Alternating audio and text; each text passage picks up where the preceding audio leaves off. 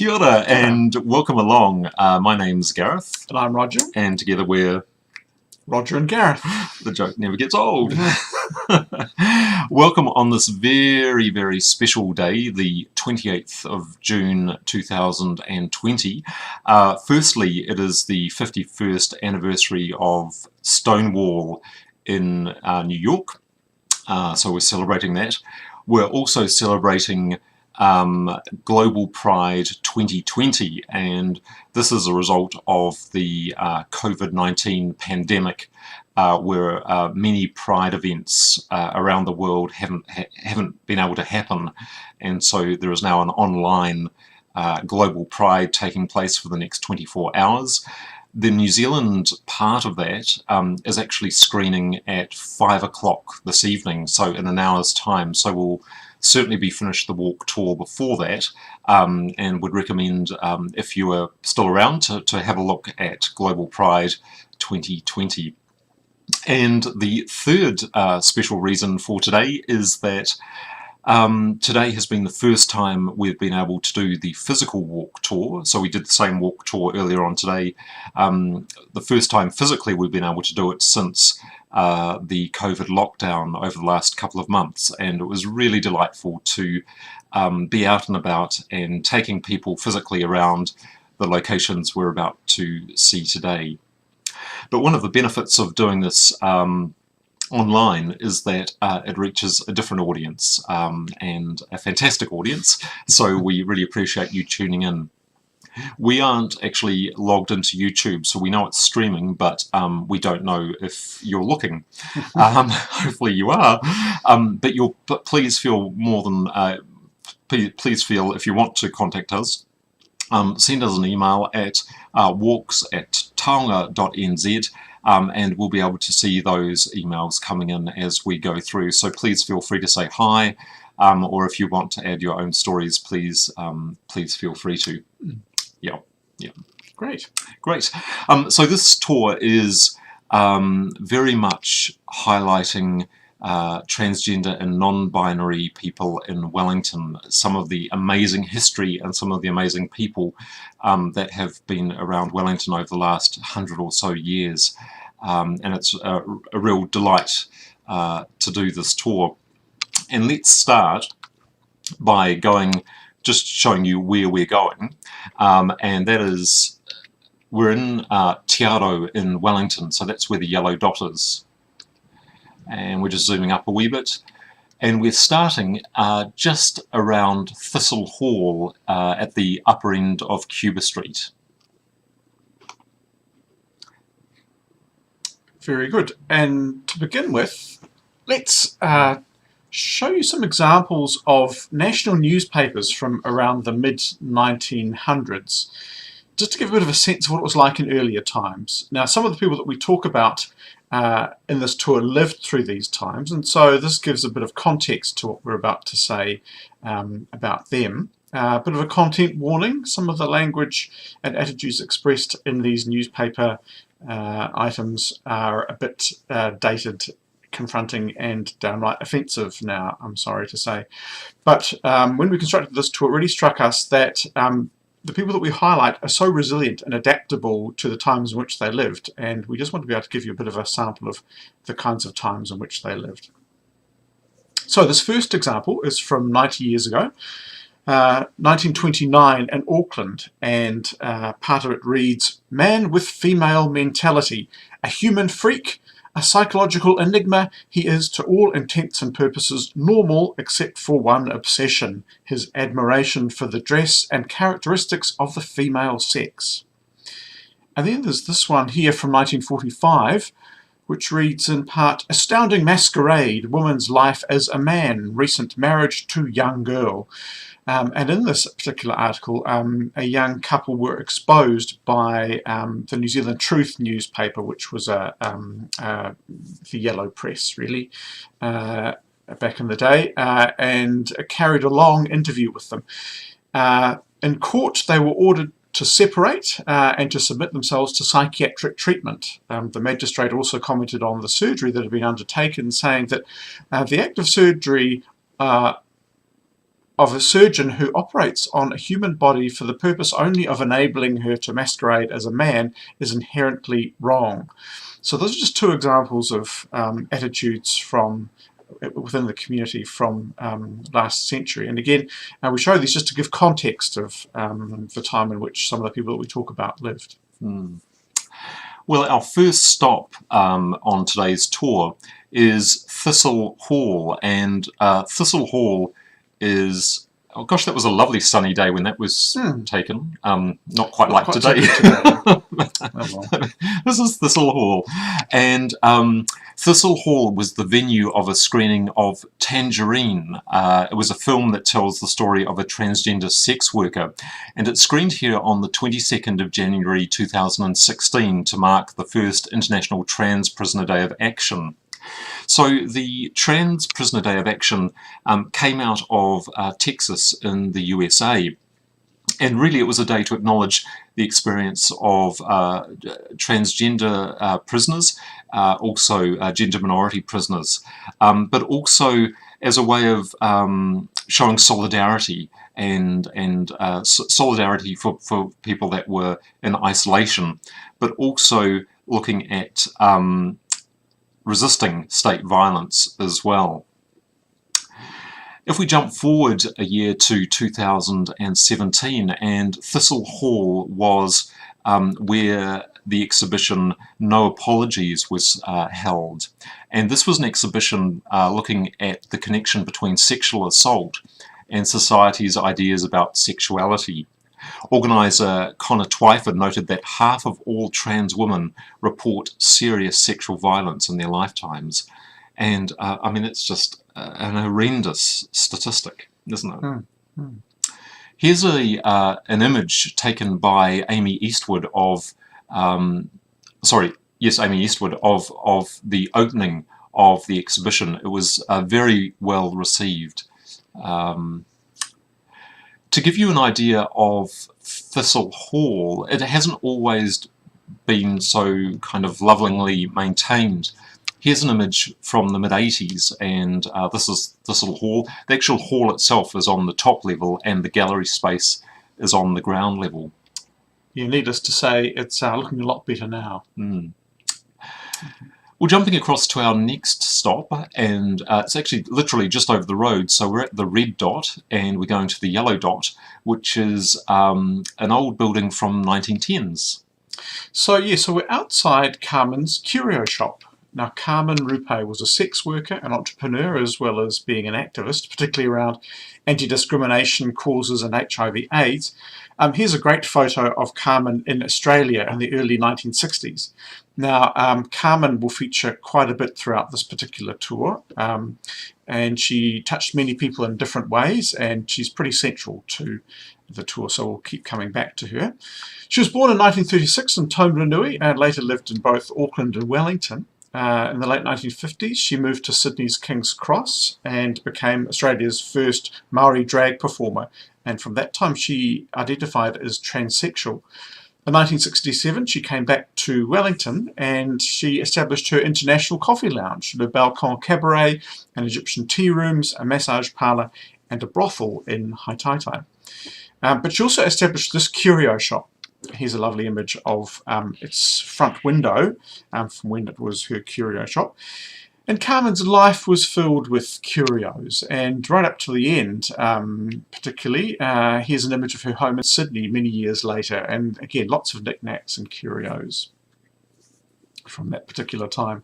One of Carmen's many achievements was winning a landmark court case in 1966, which was about the right to wear female clothing in public. Now, prior to this, newspapers were peppered with stories about people being prosecuted for nothing more. On the 9th of January 1966, Carmen was arrested in Auckland for behaving in an offensive manner in public. Now, the offensive manner was because she was wearing a black frock, black silk stockings, and high-heeled shoes. And to quote from the police, His face was made up with cosmetics and his hair was dressed in a feminine style. Now, Carmen wasn't having any of this. She turned up to court to defend the charge, but still in female clothing. The police told her to go home and change into male clothing, but she refused, saying, "You arrested me dressed as a woman and I'm coming to court as a woman." Now, Justice McCarthy not only dismissed the case, but he said in his decision notes that he was quite unable in New Zealand law to find anything unlawful about a male attiring himself in female clothing. So Carmen, again, features strongly in this tour and will keep coming back to aspects of her remarkable life. We're going to make our next stop now, make our move to our next stop, and that is going from the red dot to the yellow dot, and the yellow dot there on Webb Street. And the reason we're going there is there's just an electrical cabinet just by that yellow dot there, and I'll just zoom up so we can see it a wee bit more clearly. Here we go. So this is a painting by Wellington-based artist Louis Neal, and it was commissioned by the telecommunications company Chorus as part of their diversity program in 2018. The original design featured fictional people, but Louis really wanted to make it more real and relevant by depicting friends and whānau who are activists in the rainbow community and beyond. Now, Louis' art practice extends from drawing and painting to photography, fashion, and performance art. And Louis actually performed the work Jellyfish Do Return at Thistle Hall, we were just talking about, back in 2018. And the work looked at the connection between what you wear and who you are. And there was a really fantastic interview with Louis at the time, and just a couple of quotes from that interview. Louis says, "For queers like myself, dressing ourselves is a balancing act of layering or exposing our bodies to create something that looks and feels right. This power of self-determination is one of the most important parts of my queerness." And then Louis goes on, "When I see people around me whose clothing style disrupts conventions, there's a feedback loop of being visible to each other and therefore becoming more and more trusting that we can truly express ourselves through clothing in this society." A really powerful message. We're going to move now from Louis' artwork just a wee bit further down the street, and we're going from the red dot. Well, it's actually quite a long way down the street. We're going from the red dot over to the yellow dot, and at the yellow dot we have this house. So we're standing at 128 Abel Smith Street, also known as the Radical Social Centre and Community Whare. Now, the centre came to mainstream attention when it was raided at dawn on the 15th of October 2007 as part of Operation 8. Now, Operation 8, you might remember, was a series of large-scale armed police raids in response to the discovery of an alleged paramilitary training camp near the town of Witoko in the Bay of Plenty. About 300 police took part and only 4 guns were found. A 2013 official review found that the police searches, vehicle stops, roadblocks and photographs taken in Tūhoe country were unlawful, unjustified and unreasonable. Well, since the raids, the community centre here has solidified itself into a radical community centre with the aim of maintaining a radical left, social and resource space which prioritises minority groups. One of those groups that was based here until very recently was the gender minorities Aotearoa, a cross-cultural and 100% trans-led national organisation. Now, they moved to Ridderford Street in Newtown at the start of July 2019. Gender minorities Aotearoa's vision is for all takatapui, transgender and intersex people to be empowered by a full range of choices across all aspects of their lives and to be able to participate fully in society. Its main funding comes from Aunty Dana's Op Shop, which opened here in October 2017, as you can see in the image. Now, the Op Shop is a diversity positive space in which all people are safe from discrimination and stigma. The shop was named after Dana DeMilo, a local icon and activist. Now, Dana is, as you say, a local icon to us here in Wellington, and Dana was born in Auckland in 1946, and here's a lovely photo of Dana. She ran away from home on Queen's birthday weekend when she was just 13, and soon after that she had a chance meeting with Carmen Rupe at the Kodoro Coffee Lounge, and Dana recalls in an interview from a few years ago that Carmen was the person I wanted to be. Well, Dana moved to Wellington as a teenager and initially lived for a couple of weeks in the toilets at the Wellington railway station, so it was a really tough entry into Wellington. In the 60s and 70s, she recalls in that same interview we talked about, she says that trans people, quote, were the face of gayness because gay men could run and hide behind their male clothes. We were the ones who got picked on. In that same interview, Dana recounts a number of instances where the police, particularly one policeman in particular, would pick her up on a regular occurrence and do things like push her face into the window of a car until she yelled out pig or whatever, and he would then book her and arrest her. And so there was really a sense that they were being targeted and just really nasty. It was completely uncalled for. Amanda Lahore has an interesting story. She recalls when Dana was brutally assaulted in police custody, how Carmen took her out back onto Cuba Street, dressed her up to the nines, and said, you know, no matter the pain, no matter the tears, don't look down, don't look down. And it really does just kind of give us an insight into, one, the harshness of that time for Dana and Carmen and co, but also the resilience that they have had. One of the things just after Dana passed away in 2018 was MP Jan Logie stood up in Parliament and paid tribute to her. And there's a quote here that I'll just read to you from Jan. She was one of our torch holders who created space for so many of us to walk into. While we've come a long way as a country from when homosexuality and trans people were criminalised, we are still a long way from fully realising our human rights. For many of us, our moments of peace and our moments of celebration have been hard fought for, so celebrations, in fact, are often acts of defiance, as well as an act of joy, and at times they are also, all too often, an act of mourning. My ability to stand here open and proud of my lesbian identity comes from the bravery and political advocacy of my elders like Dana.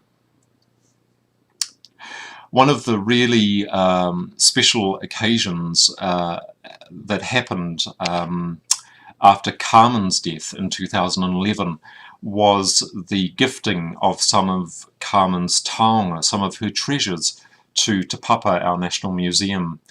And before Carmen died, she had actually worked out which treasures she wanted to gift to the National Museum. And in 2013, there was a lovely gifting ceremony. And here's a photo of Dana holding one of Carmen's headdresses at that gifting ceremony. And here's a photo, we've got Amanda Lahore on the left, Georgina Beyer in the middle, and we've got some, again, amazing taonga treasures from Carmen, and this was part of that gifting ceremony. We're going to move now to our next stop, and that is, we're going from the red dot and we're going all the way down to Cuba Street, and we're on the corner of Cuba and Vivian. Well, on the ground floor of this building here, the Ombra building, used to be a burger bar, and on the first floor from the 1960s, a strip club called Club Exotic, later renamed Club Exotique. It was owned by Emmanuel Papadopoulos and had a huge neon striptease sign of a naked girl, which hung outside of the building for decades, even long after it stopped being a strip club. Now, Carmen worked here in the 1960s, along with Georgina Beyer, who was here from the mid-1970s. The famous actor, New Zealand actor and drummer Bruno Lawrence worked for a time here, accompanying the strippers with drum rolls and fanfares. As the girls are stripping.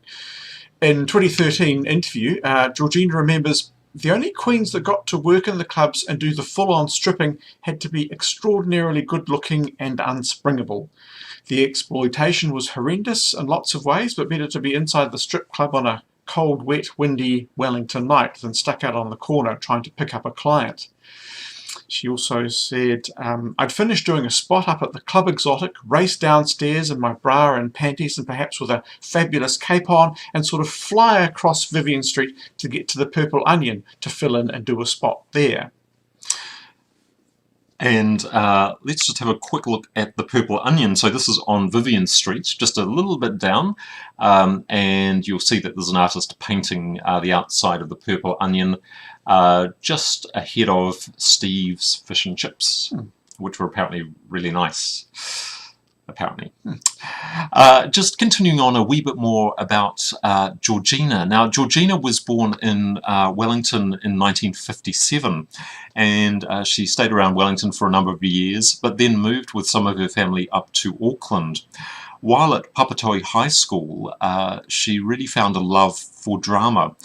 She won the College Cup for Drama in 1972, and then left school at the age of 16 and moved down to Wellington, where she worked in this area, in the kind of Cuba Street, Vivian Street area, in the adult entertainment industry.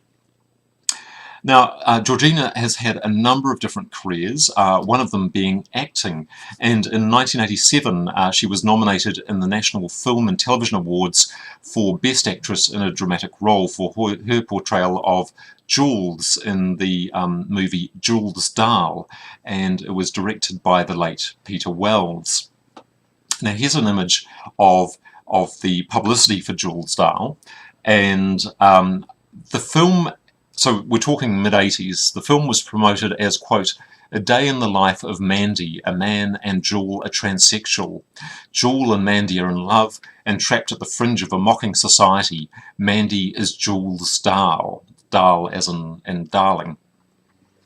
Now, really interestingly, the film was actually produced in 1985, but according to the director, Peter Wells, TVNZ executives believed that it violated public decency standards.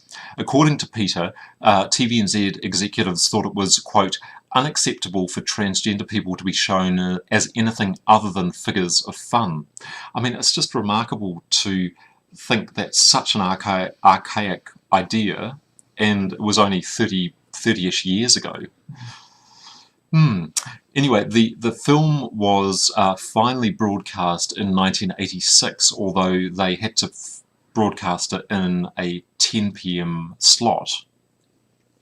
A fight of human rights and equality. Here's a really lovely quote from Georgina.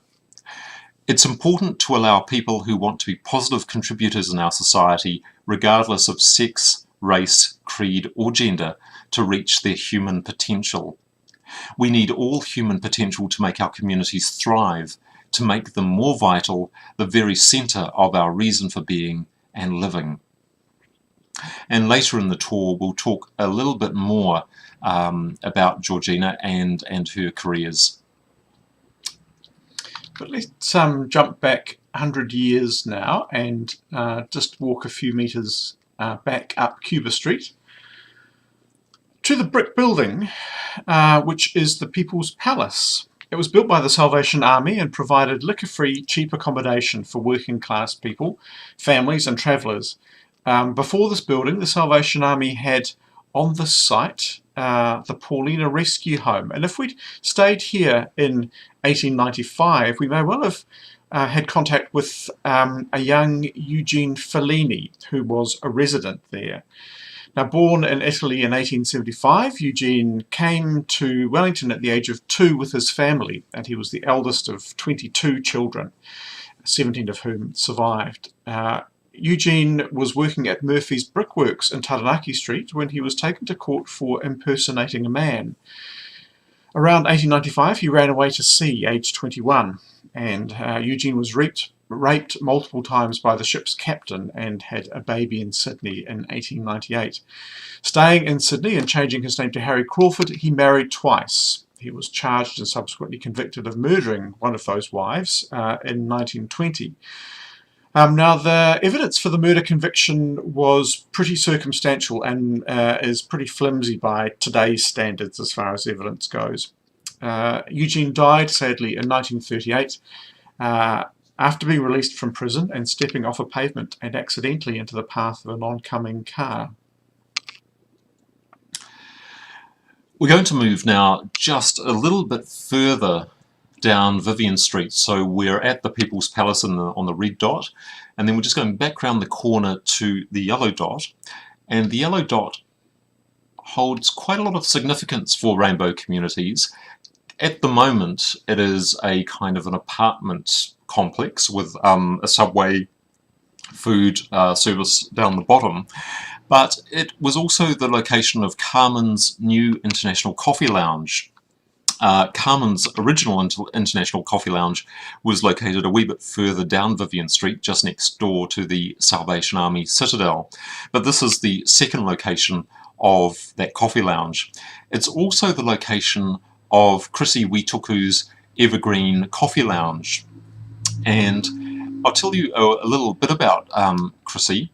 So Krissy, there's a lovely photo here of Krissy, hopefully. Yes, so Krissy was born in Hastings in 1944, and she came to Wellington in the late 1950s, where she worked in various hospitality establishments, including the Powder Puff in Victoria Street, and apparently it was always called the Powder Puff. Which is quite fun. But Carmen was a very good friend of Krissy, and when Carmen got into financial trouble in the late 1970s, Krissy organised a fundraising event to help Carmen out. This helped get Carmen over to Sydney, and this is where Carmen spent the remainder of her days living in Sydney. As part of that deal, Krissy took over the location here at Vivian Street and turned it into the Evergreen Cafe. So apparently the Evergreen boasted the best toasty sandwiches in town, but alongside that it was a very, very safe environment for trans rainbow communities. Krissy was a very welcoming host and really made people feel very safe, and people from a diverse range of backgrounds came to the coffee lounge, and it was used as a drop-in centre in the late 1980s. Sex workers used it as a drop-in centre as well. It was very well loved. One of the really lovely things about the coffee lounge is the wall hangings. Now, I think there are around 15 or 20, I think, wall hangings, photo montages that Krissy made over the years, and the newspaper clippings, the photographs. They document rainbow history in Wellington from the 1970s, 80s and 90s. Just an amazing collection of faces and stories. And when the coffee lounge finally closed in the early 2000s, these wall panels were held onto and have finally been subsequently been gifted to Te Papa.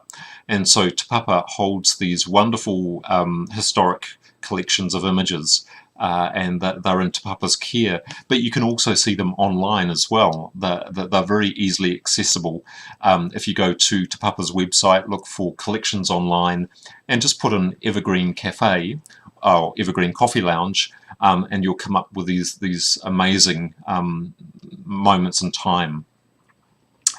Well, Krissy passed away in the early 2000s, and following her death, a group of her friends formed the Krissy Witoku Memorial Trust, and that was to help fundraise for funerals for those community members who weren't able to cover those costs. Well, just a few paces away from where we are now was the Purple Onion, Wellington's first drag club. Now, the Purple Onion was opened in the early 1960s by Pasi Tunupopo, who just returned from performing at the all-male revue clubs of Sydney. Pasi was the first Samoan to dance at Les Girls and the Purple Onion in Sydney. Now, here's a great image from Salient, the student magazine, in 1965, advertising the then current review at the Purple Onion. And this is where Carmen first made her mark on Wellington's adult entertainment scene as a performer. And Carmen remembers, "I haunted the footpaths and the alleyways close by. It was a good place for trade. I took most of my clients to the unlit side alleys of the area for what I called short-time knee tremblers." We're going to move to our next stop now, which is just around in Marion Street. And before we do, we should just say the light is fading here, so I'm not sure if we should increase the exposure on our camera, or maybe the darkness works for us. Maybe it does. Maybe it does. You can be the judge. You can be the judge. Sorry. But also, we're counting down to the Aotearoa's segment in Global Pride at 5 o'clock tonight, and certainly the walk tour will be finished by then, and really looking forward to that. Just remember, if you'd like to get in touch with us, please feel free. Our email address is walks@taonga.nz. Say hello if you'd like, or if you've got a story you'd like to contribute, please feel free to say hello. But we are moving now from the red dot to the yellow dot, and the yellow dot is in Marion Street, and what we're looking at is this building with this mural which was painted in 1990 by Michael Benseman and Michael Ting. And part of this mural is an image of a sex worker, and it was painted there to acknowledge that the Cuba Street area, the Marion Street, Vivian Street area is still Wellington's red light district. We've had Georgina, Dana and Carmen all worked in this area, and this was I think a really nice tribute to that history, and it's still visible today. Well, sex work in New Zealand has been documented really since European colonisation. Generally, it's been about the activities of the sex workers rather than the clients, and when you look at our laws, it's been about punishing sex workers rather than clients. In New Zealand, there wasn't like a specific law dealing with sex work that made it illegal, but there were laws around sex work. So, for instance, you could get charged with keeping a brothel, you could get charged with solicitation, you could get charged with living off the earnings of prostitution. And they were quite harsh penalties. Going back to 1908, you could get 2 years imprisonment with hard labour for being part of a brothel, or I think there were some penalties in the 1960s where it was like at least 5 years imprisonment. So they were pretty tough laws. In 2003, however, that all changed when New Zealand became the first country in the world to decriminalise sex work. The first country in the world to decriminalise sex work. That was initiated by the New Zealand Prostitutes Collective in the late 1980s. So from the late 1980s, they'd been working to try and get the law changed. And this was about just making it so that sex workers had the same rights as any other worker. And it was about being fair, and it was about being safe. Tim Barnett, who was a Labour MP, picked up the challenge, and he introduced the Prostitution Law Reform Act bill, in the early 2000s, and in 2003 it became law. It passed its last reading, its last hurdle in Parliament, by a vote of 60 votes for and 59 votes against. So it was a one-vote majority. But actually that doesn't really matter because it passed, and we became the first in the world to have decriminalised sex work.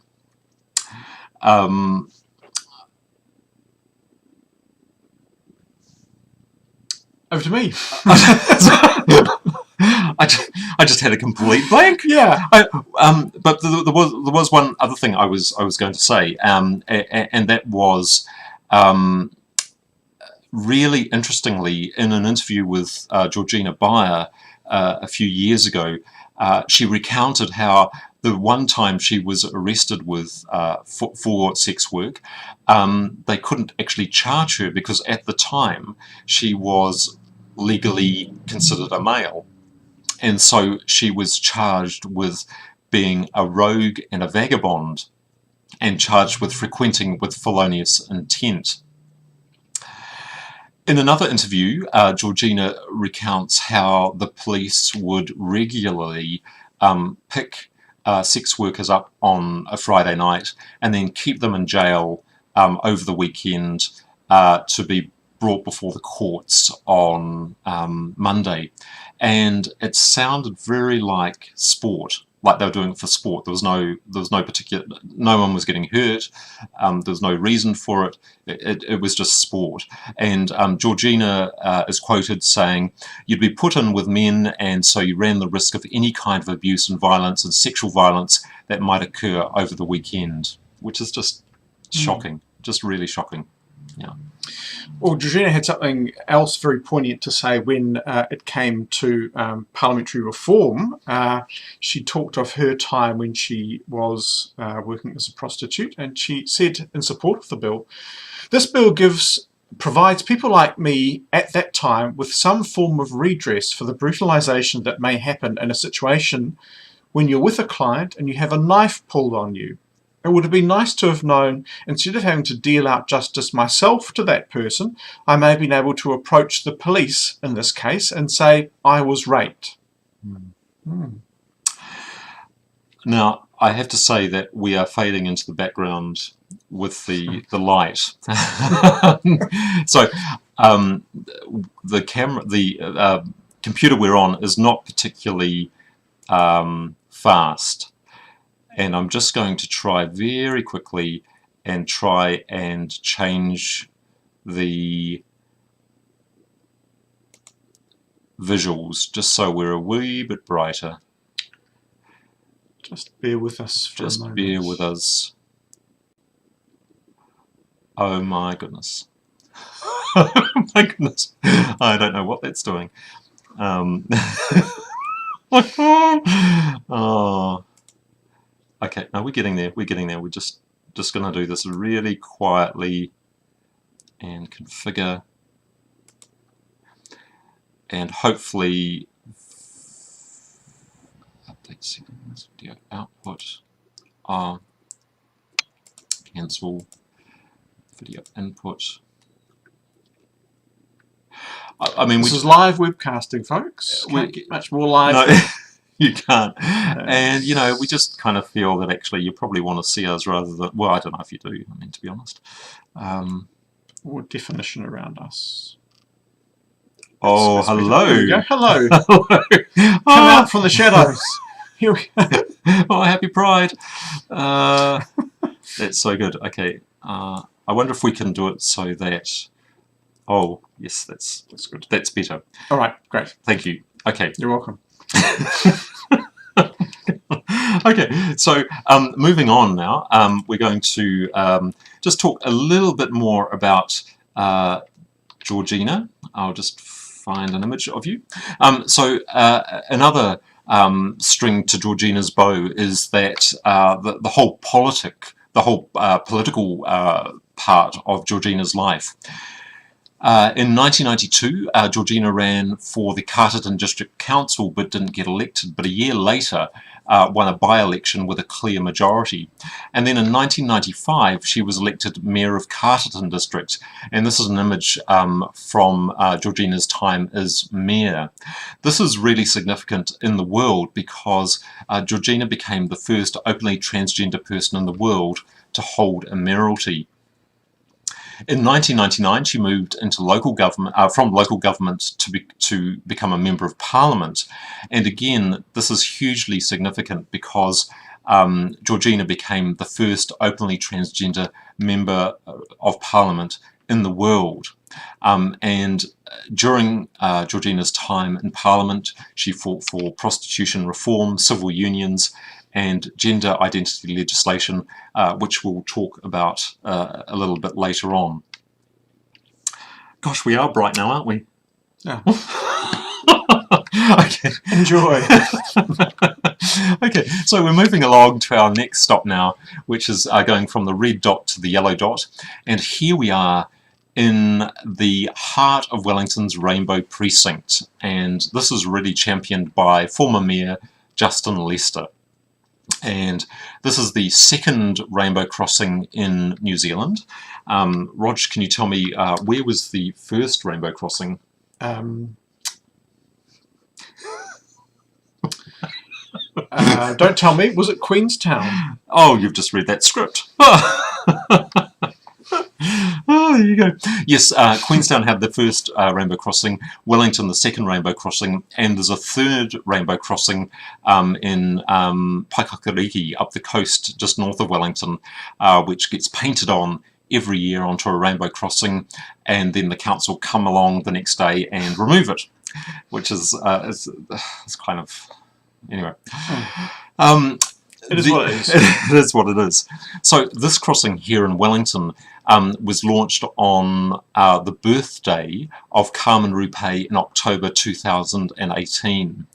The Transport Authority at the time actually opposed this crossing along with the police, saying that it would be confusing for motorists and pedestrians because it looked like a pedestrian crossing, and their quote was, "There is a high risk of confusion and a dazzling and distracting effect." And by this image, I don't see anyone looking confused.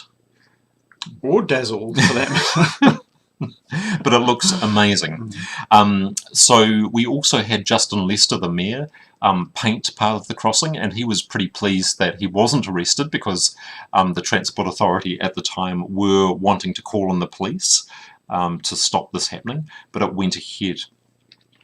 Now, the other thing in the Rainbow Precinct are these pedestrian lights, and the lights, when they go green for people to cross the road, show a silhouette of Carmen Rupe, and they were launched in 2016 by then Mayor Celia Wade Brown, and that's another really exciting part of the precinct. And just to give you another image of Georgina, this is Georgina in the Love Parade in 2015. It started off at Civic Square, went up Cuba Street, went past where the Rainbow Crossing is now, and ended up on Ghuzney Street. Now, just in the same area is what we now have as the Oaks complex, where that yellow dot is. And there's another view of the Oaks complex, and you can see the Rainbow Crossing in the foreground. What used to be there was actually the Oaks Hotel, the Royal Oak Hotel. And this is an image of the Royal Oak. So Cuba Street is on the right-hand side going up, and Manor Street is on the left there. What an amazing place. Well, for a time, Georgina Beyer worked at the Royal Oak as a night porter, and she remembers the bistro bar as being populated by an eclectic mix of life, everything from drag queens to trannies to prostitutes, male and female, sailors. It was quite a sort of rough bar, but full of all this colour and life. Well, next to the bistro was the tavern bar, which was almost an exclusively gay bar. So at that time it was perfectly legal to discriminate in New Zealand against homosexuals in regard to employment, provision of services and accommodation. But that only changed with the Human Rights Act of 1993, championed in Parliament by MP Catherine O'Regan. Now, for the first time, law prevented discrimination on the grounds of, amongst other things, someone's sexuality or HIV status. However, there was no explicit mention in the law about gender identity. And almost 20 years later, Catherine O'Regan apologised for not including transgender people in the legislation. In October 2004, Georgina Beyer introduced the Human Rights Gender Identity Amendment Bill to Parliament, and the bill offered specific protection from discrimination on the grounds of gender identity. But unfortunately, it was introduced to Parliament during the very heated debate over civil unions. Now, the bill was shelved after the general election in 2005 and then withdrawn altogether by Georgina in 2006, following an opinion from Crown Law which said that transgender people were already protected under the existing human rights legislation in New Zealand. Well, that same year, the Human Rights Commission launched an inquiry into discrimination experienced by transgender people. And the inquiry was a world first by a national human rights institution. It resulted in the publication of To Be Who I Am in 2008. And as it stands, gender identity is still not explicitly mentioned in the Human Rights Act. This is a really good point in proceedings to really acknowledge one of our local icons and activists, Shelley Waiariki Howard. This is a lovely photo of Shelley, and it was taken by Kate Spencer. Well, Shelley in 2015 conducted a social experiment and education campaign in Midland Park, which is about 15 minutes walk from where we are now. Shelley's experiment really wanted to highlight the difference between tolerance and acceptance. She stood blindfolded with arms outstretched and two signs beside her. One summarised data from the Youth 12 survey which showed that despite the many hardships faced by transgender youth, they were still the most active in youth communities in helping and assisting others. And the second sign read, I am transgender, I honour you, will you honour me, awhi mai, hug me. In an interview with Jack Lynch, Shelley recalls how she engaged with around 25 people that day, and how for some, even though they were hugging, there was a real distance there, but in other situations there was a real connection. And she reflected on those interactions. Now that you've got this information, what are you going to tell your children? What are you going to tell your partner? Are you going to go to the local school board of trustees and tell them that we have to do more for queer identifying youth? Well, sadly, Shelley passed away in November 2017, and it just seems like yesterday, doesn't it? Yeah, no, she was amazing. Well, on to our next stop. If there's a little map there, there we go, the yellow dot. We're at the red dot, and we're going around to the site of Le Balcon, the balcony, Carmen's entertainment spot there. It was established here on the corner of Victoria and Harris Streets in the early 1970s, and is now the corner of the public library. Here's an image from the time when Le Balcon was there. The hurry-up shoe repairs, and a great photo here, were down below, and above was Carmen's the balcony. It was an entertainment establishment catering to mixed audiences and could accommodate up to 400 guests, so it was a pretty big space up there. Georgina Beyer recalls she walked up a relatively long flight of stairs from street level and then walked into a wide open room with a catwalk tea-style stage, tables and chairs for seating. It was a bit of a Las Vegas style show in sort of feathers and bras and G-strings and things. The performers were always very beautiful, exotic and beautifully costumed. Georgina remembers it as sort of titillating. It was nothing like a strip club, and they didn't really strip. They might get topless, but it had class. It was burlesque. And here's a playbill from one particular night in the early 70s. On this night you could see the Paris by Night review, which included the Jungle Slave Girl, and you could also see the routines Schoolgirl Expelled, Spider Woman, and Go-Go Fantasia. In May 1975, Carmen made national headlines when she revealed in a television interview that she knew of both the current gay Member of Parliament as well as members that were bisexual. Now, remember that at the time, homosexual practices were still illegal in New Zealand and would be up until 1986. So members of Parliament took great offence and voted for Parliament's Privileges Committee to investigate Carmen's statements. Now, they found that Carmen had lessened the esteem in which Parliament is held. Carmen unreservedly apologised for the statements and told the committee that she regretted making them.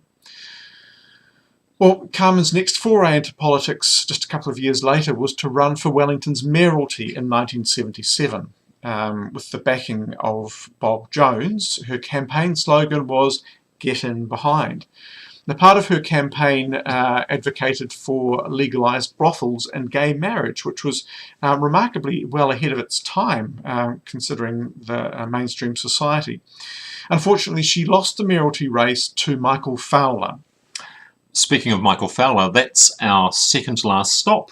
And let's bring this up. So we're going from the red dot to the yellow dot, the Michael Fowler Centre.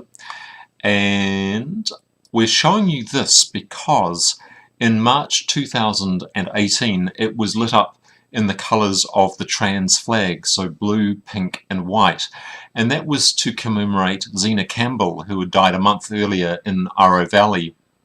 In lighting up the Michael Fowler Centre, Mayor Justin Lester said, "We're standing side by side, shoulder to shoulder with the pride and trans community." Now, the lighting up of the MFC followed a vigil for Zena, and that was organised by transgender advocate Bella Simpson. Now, Bella went to high school with Zena, and Bella spoke that night about the average life expectancy of trans women globally, and that age was 41 years, which is just shocking. The average life expectancy is 40, yeah, just shocking.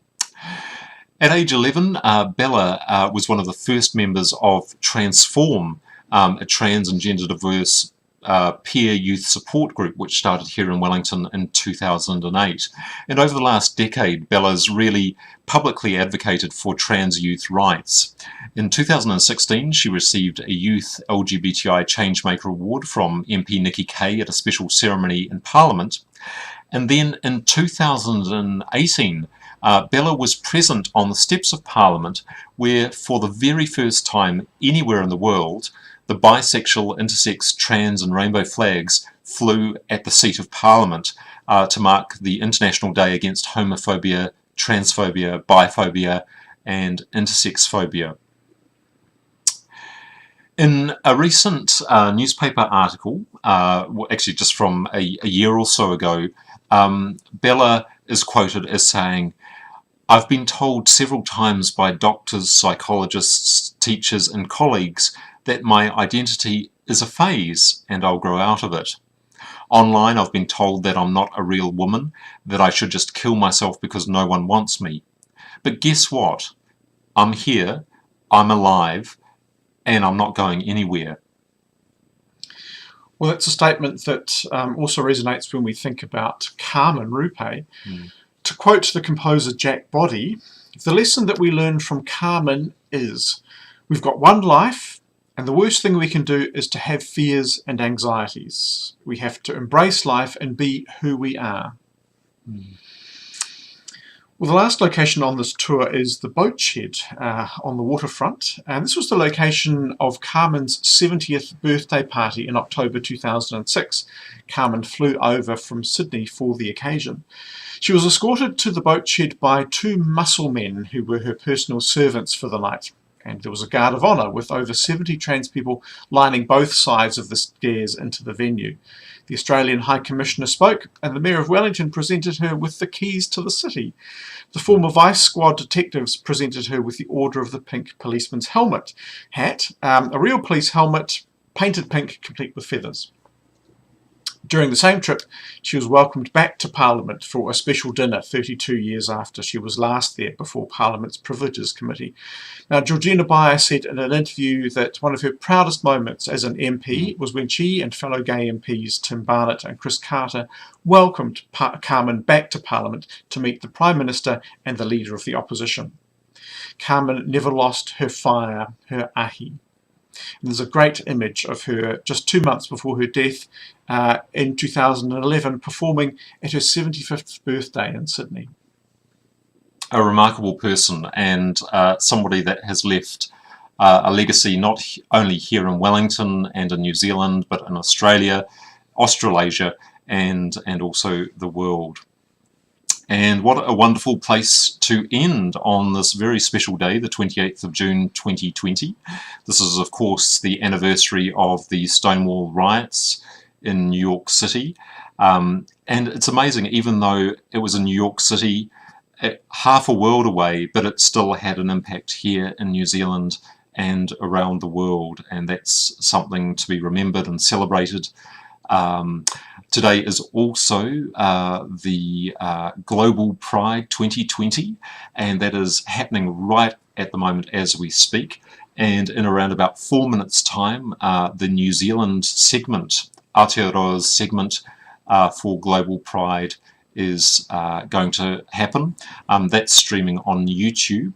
And you can just type in Global Pride 2020 and you'll get the address. Well worth seeing, so happy Pride everyone.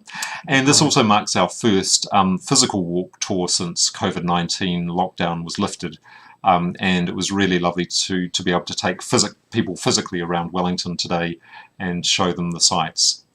So we really hope you've enjoyed this history feature. We've really enjoyed bringing it to you, and we will see you again shortly. Thank you for watching. Ka kite. Ka kite.